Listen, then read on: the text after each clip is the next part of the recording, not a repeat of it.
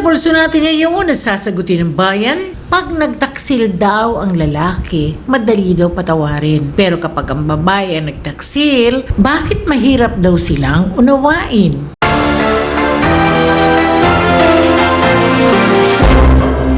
Pag nagtaksil daw ang lalaki, madali daw patawarin. Pero kapag ang babae ang nagtaksil, bakit mahirap daw silang unawain? Pangit kasi ng pagbabae ang may kasalanan. Kasi pati yung mga anak mo, obligasyon mo.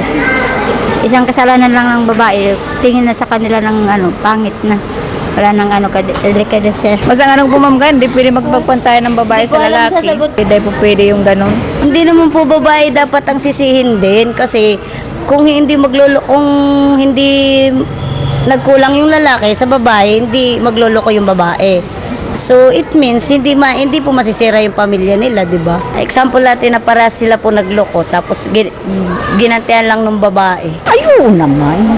Kasi nasa pag-uusap yung mag-asawa yan. Kung mabait naman ng laki, nagbago na, bakit hindi mo pwedeng patawarin? Pwede mo patawarin. Hindi ko din alam sa mga lalaki kung ganun, samantalang sila pag nagtaksil, maghingi lang ng sorry, kaunting halik, ayos na. Diba? Pag babae, kahit anong karinyo, wala din. Kasi ang mga lalaki, iba na baga ngayon. Sa nature siguro yun ang yung kung ano bagay sa lalaki parang nature na ng lalaki. Pero ang babae, iba. Hindi ka tanggap-tanggap talaga. Hindi lang siguro sanay ang tao. Sa ganun. Siguro po kasi noon mas nakasanayan na okay lang daw po yung sa lalaki. Pero ngayon naman po sa modern age, dapat po wala na magtaksil ganun. Pero dahil lang po siguro nakasanayan yun ng dati na okay lang siguro sa lalaki na ganun at lalaki naman. Pero babae dapat dapat loyal lang sa isa. Tapos mas iniisip na nila dapat na ang babae noon na para sa isa lang. Pero ngayon naman po dapat hindi na po ganun. Wala po dapat na nagtataksil. Kasi po siguro kapag ng babae is parang seryoso po kasi ang babae, parang ang lalaki po masyado silang naglalaro lang sa mga relationship. Pero hindi pa bawal po talaga yun. Pwedeng may rason kung ba't ginawa yun ng babae, kaya kailangan din intindihin. Tulad ko, mahirap sa lalaki talaga na, kasi, sorry, pero ang mga lalaki nagmamahal di ba?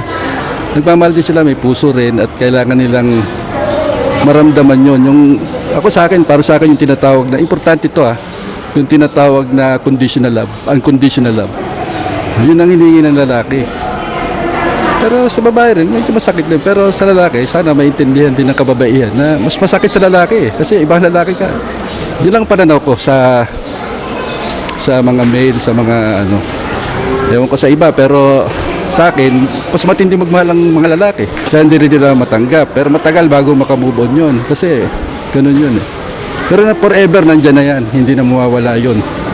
Ganun yun. Hindi naman lahat alam mo na yung mga natamantay alam na natin kung ano yung nature ng tao.